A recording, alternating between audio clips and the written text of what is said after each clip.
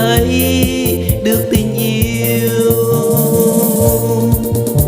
Đoạn đường đã qua phù du như trong giấc mơ, những xa xưa tuyệt vời chỉ dành cho những ai sống xa hiện tại. Niềm vui đã có trong tay, còn tìm đâu mãi mãi. Từ đây người ấy sẽ yêu một người mà thôi. Một tình yêu tròn con tim, một tình yêu,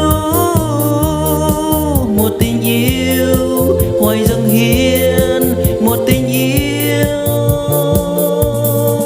Nhìn ngày mai với niềm tin mới, một ngày mai huy hoàng trong nắng tươi, và người ấy sẽ tìm thấy được tình yêu.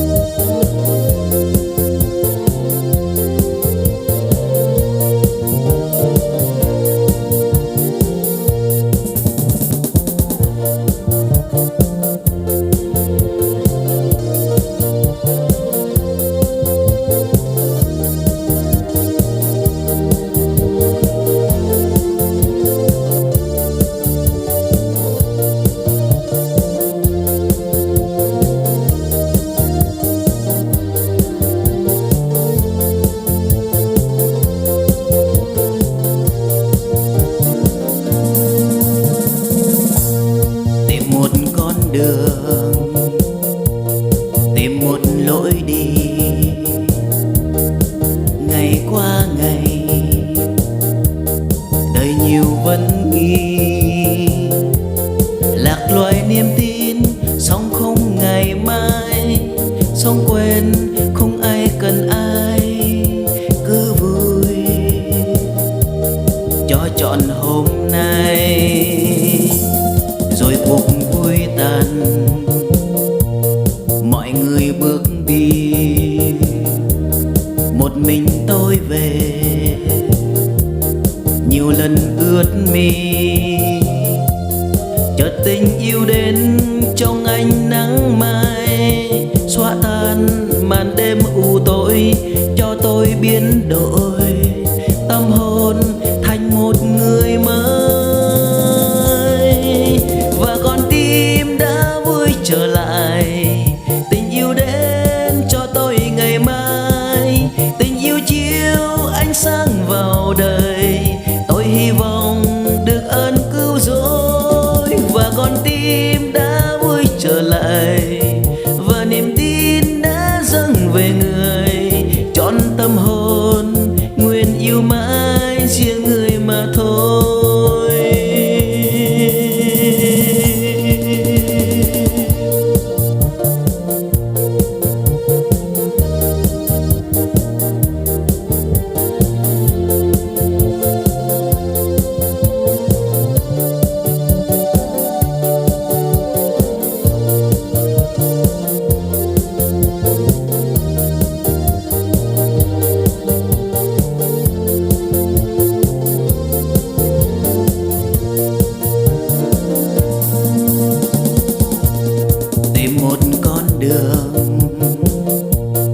Tìm một lối đi, ngày qua ngày đầy nhiều vấn nghi. Lạc loài niềm tin sống không ngày mai, sống quên không ai cần ai, cứ vui cho trọn hôm nay. Và cuộc vui tàn, ngày buồn đã qua, nhiều lỗi lầm cùng đường thứ tha.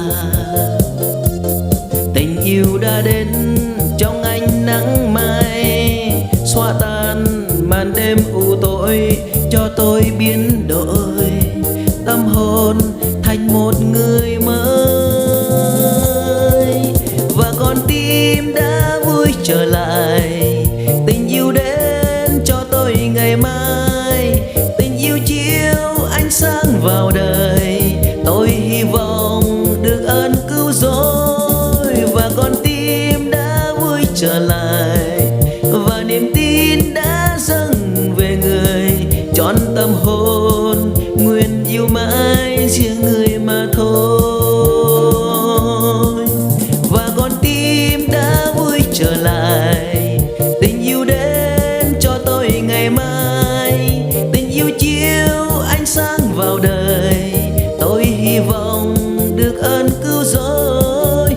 Và con tim đã vui trở lại, và niềm tin đã dâng về người trọn tâm hồn, nguyện yêu mãi riêng người mà thôi.